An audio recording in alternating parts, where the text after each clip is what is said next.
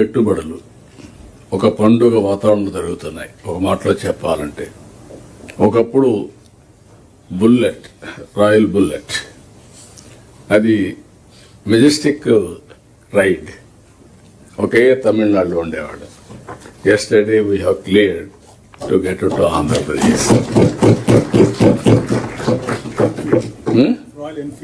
Royal Enfield.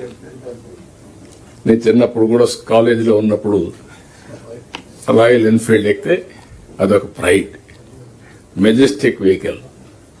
అది ఒక్క తమిళనాడులో అంటే మనం తేగలిగాం.